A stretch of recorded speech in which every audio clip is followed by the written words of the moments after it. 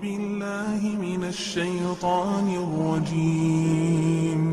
بسم الله الرحمن الرحيم بسم اللہ الرحمن الرحیم۔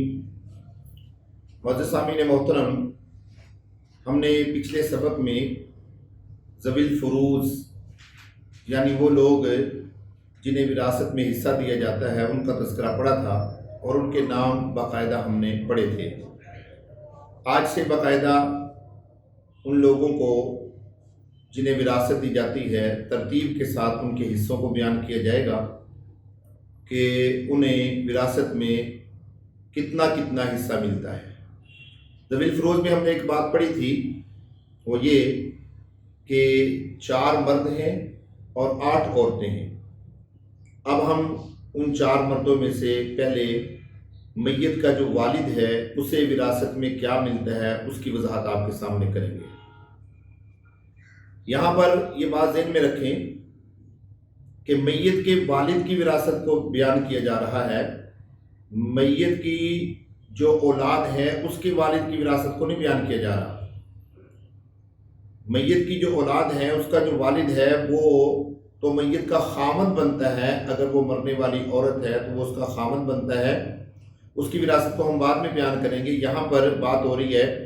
جو میت کا والد ہے جسے عربی زبان میں اب کہا جاتا ہے، اس کی وراثت کو بیان کیا جا رہا ہے کہ اس کو وراثت میں کیسے حصہ ملے گا۔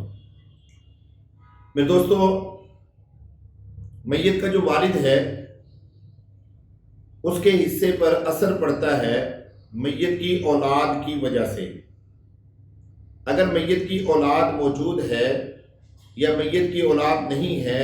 دونوں صورتوں میں میت کے والد کی وراثت پر اثر پڑتا ہے، حصہ کم اور زیادہ ہو جاتا ہے۔ اس لیے آسانی کے لیے ہم یوں سمجھیں گے کہ میت کا جو والد ہے اس کی 3 حالتیں ہیں، یعنی اس کو 3 طریقے سے وراثت مل سکتی ہے۔ اگر مرنے والا یعنی میت اس کی اولاد نہیں ہے، نہ اس کا بیٹا ہے نہ اس کی بیٹی ہے، اس کی کوئی بھی اولاد موجود نہیں ہے، تو اس صورت میں جو میت کا والد ہوگا وہ عصبہ ہوگا۔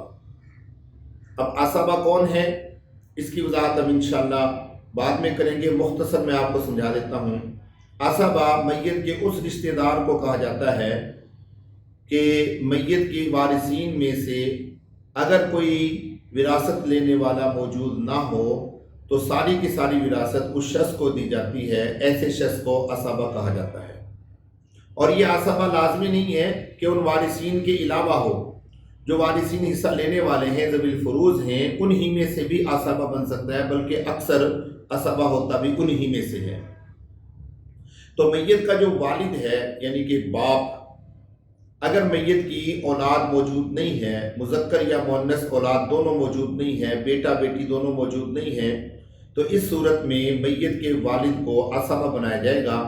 یعنی ذوی الفروض میں کے حصے دینے کے بعد جو باقی وراثت بچے گی وہ ساری کی ساری اس کو میت کے والد کو دی جائے گی بطور عصبہ۔ اب آپ کے ذہن میں یہ سوال پیدا ہوگا کہ جب میت کی اولاد ہی موجود نہیں ہے تو پھر ذوی الفروض اور کون سے ہو سکتے ہیں جن کو وراثت ملے گی؟ تو میرے دوستو، میت کی جو اولاد ہے لازمی نہیں ہے کہ وہی ذوی الفروض بنے، میت کے بھائی بھی ہوتے ہیں، میت کی بہنیں بھی ہوتی ہیں، اگر مرنے والی عورت ہے تو اس کا خامند بھی ہوتا ہے۔ اس لیے جتنے بھی ذوی الفروض ہوں گے اولاد کے نہ ہونے کی صورت میں، جتنے بھی ذوی الفروض ہوں گے اگر ان کو وراثت مل رہی ہے تو ان کو وراثت دینے کے بعد ساری کی ساری وراثت جو ہے میت کے والد کو دی جائے گی بطور عصبہ ہونے کے۔ میت کے والد کی دوسری حالت، اگر میت کی اولاد موجود ہے، اب ہم دیکھیں گے کہ اس میں مؤنث اولاد ہے یا مذکر اولاد ہے۔ اگر میت کی مؤنث اولاد موجود ہے تو اس صورت میں یعنی میت کی بیٹی موجود ہے یا بیٹیاں موجود ہیں تو اس صورت میں میت کے والد کو میت کی وراثت میں سے 6واں حصہ دیا جائے گا، جسے عربی زبان میں سدس کہا جاتا ہے، اور ساتھ میں اس کو عصبہ بھی بنایا جائے گا۔ اب اس کی ترتیب اس طریقے سے ہوگی کہ میت کی بیٹی کو پہلے وراثت دی جائے گی، میت کے والد کو دی جائے گی، اور پھر جو بچے گا وہ بطور عصبہ ہونے کے میت کے والد کو ملے گا۔ اس میں یہ بھی ہو سکتا ہے کہ میت کی بیٹیوں کو وراثت دی جائے اور میت کے والد کو چھٹا حصہ دیا جائے، اور کوئی اور ذوی الفروض موجود ہو اس کو وراثت دے دی جائے،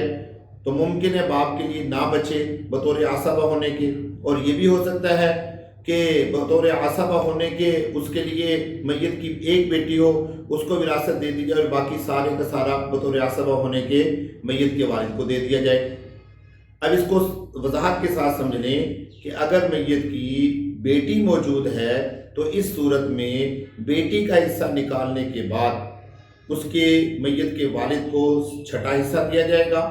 اور چھٹا حصہ نکالنے کے بعد اگر کوئی بچتا ہے بطور عصبہ ہونے کے، وہ ساری کی ساری وراثت میت کے والد کو دے دی جائے گی۔ اور تیسری حالت میت کے والد کی یہ ہے کہ اگر میت کی اولاد موجود ہے اور اس میں مذکر اولاد بھی موجود ہے، مؤنث اولاد بھی موجود ہے، ان دونوں صورتوں کے اندر میت کے والد کو کیا دیا جائے گا؟ تو میت کے بیٹے کا حصہ نکالیں گے، میت کی بیٹی کا حصہ نکالیں گے، نکالنے کے بعد جو چھٹا حصہ ہوگا جسے سدس کہا جاتا ہے وہ میت کے والد کو دیا جائے گا۔ اب خلاصہ یہ نکلا کہ اگر میت کی کوئی اولاد موجود نہیں ہے تو میت کا والد عصبہ ہوگا، اگر میت کی اولاد موجود ہے، مؤنث اولاد موجود ہے، تو اس صورت میں میت کو چھٹا بھی دیا جائے گا اور میت کے والد کو چھٹا حصہ بھی دیا جائے گا اور اس کو عصبہ بھی بنایا جائے گا۔ اگر میت کی مذکر اولاد موجود ہے یا مذکر اور مؤنث دونوں موجود ہیں، یعنی بیٹا بیٹیاں دونوں موجود ہیں، اس صورت میں میت کے والد کو چھٹا حصہ دیا جائے گا، سدس دیا جائے گا۔ یہ ہے میت کے والد کی وراثت۔ دوسرے نمبر پہ میرے دوستوں جو ذوی الفروض آتا ہے وہ ہے میت کا دادا۔ میں نے پچھلے سبقوں میں سے ایک سبق میں آپ کو یہ بات سمجھائی تھی کہ دادا جو ہے اس کی دو قسمیں ہیں۔ عربی زبان میں دادے کو جد کہا جاتا ہے، اردو زبان میں دادے کے لیے الگ لفظ استعمال ہوتا ہے اور نانا کے لیے الگ لفظ استعمال ہوتا ہے۔ میت کے والد کو دادا کہا جاتا ہے اور میت کی والدہ کے والد کو نانا کہا جاتا ہے، لیکن عربی زبان میں دونوں کے لیے جد کا لفظ استعمال ہوتا ہے۔ اس لیے عام طور پہ فرق کرنے کے لیے، وراثت میں فرق کرنے کے لیے ہم یوں کہہ دیتے ہیں کہ جس دادے کو وراثت ملتی ہے اسے کہا جاتا ہے جد صحیح، اور جس دادے کو وراثت نہیں ملتی اسے کہا جاتا ہے جد فاسد۔ جد صحیح سے مراد وہ دادا جو میت کے والد کا والد ہے، اور جد فاسد سے مراد وہ دادا جو میت کی والدہ کا والد ہے، یعنی میت کا نانا۔ اب یہاں پر وراثت اس دادے کو ملے گی جو میت کا دادا ہے، یعنی میت کے والد کا والد ہے۔ میت کے دادے کی 4 حالتیں ہیں۔ جب ہم وراثت دیں گے، فوت ہو جاتا ہے کوئی آدمی، اس کی وراثت تقسیم کریں گے تو اس کے دادے کی 4 حالتیں بنتی ہیں۔ نمبر 1، اگر میت کا والد موجود ہے تو اس صورت میں میت کا دادا جو ہے وہ محروم ہوگا، اسے وراثت نہیں دی جائے گی۔ یہ بات ذہن میں رکھیں، اگر میت کا والد موجود ہے تو میت کا دادا جو ہے وہ وراثت سے محروم ہوگا، اسے وراثت نہیں دی جائے گی۔ اگر میت کا والد موجود نہیں ہے، دوسری حالت، اگر میت کا والد موجود نہیں ہے تو اب یہ جو دادا ہے یہ میت کے والد کی جگہ پر آ جائے گا، یعنی والد کے قائم مقام ہوگا، کیونکہ میت کا والد بیچ میں موجود نہیں ہے۔ باقی جو 3 حالتیں ہیں وہ اسی طریقے سے ہوں گی جیسے میت کے والد کی حالتیں ہیں، یعنی اگر میت کی اولاد موجود نہیں ہے، بیٹا بیٹی موجود نہیں ہے، مذکر مؤنث اولاد موجود نہیں ہے، تو اس صورت میں جو میت کا دادا ہوگا وہ عصبہ ہوگا۔ عصبہ ہونے کا مطلب وہی ہے جو میں آپ کو پچھلے سبق میں سمجھا چکا ہوں، والد کی حالتوں میں سمجھا چکا ہوں، یعنی ذوی الفروض کو حصہ دینے کے بعد ساری وراثت جو ہوگی وہ دادے کو ملے گی۔ اگر میت کی اولاد موجود ہے، پھر ہم اس میں دیکھیں گے کہ مؤنث اولاد یعنی بیٹیاں ہیں یا مذکر اولاد یعنی بیٹے ہیں۔ اگر تو میت کی صرف بیٹیاں ہیں تو اس صورت میں میت کے دادے کو سدس یعنی چھٹا حصہ بھی ملے گا، اور اس کے ساتھ ساتھ میت کا دادا جو ہے پوری وراثت کے لیے عصبہ بھی بنے گا، بطور عصبہ ہونے کو بھی اس کو حصہ دیا جائے گا۔ اور اگر میت کی اولاد مذکر موجود ہے یعنی بیٹے موجود ہیں یا بیٹے اور بیٹیاں دونوں موجود ہیں تو اس صورت میں جو میت کا دادا ہوگا اس کو چھٹا حصہ دیا جائے گا، جسے عربی زبان میں سدس کہا جاتا ہے۔ اب یہ ٹوٹل 4 حالتیں ہوئی دادا کی۔ نمبر 1، اگر میت کا والد موجود ہے تو میت کا دادا وراثت سے محروم۔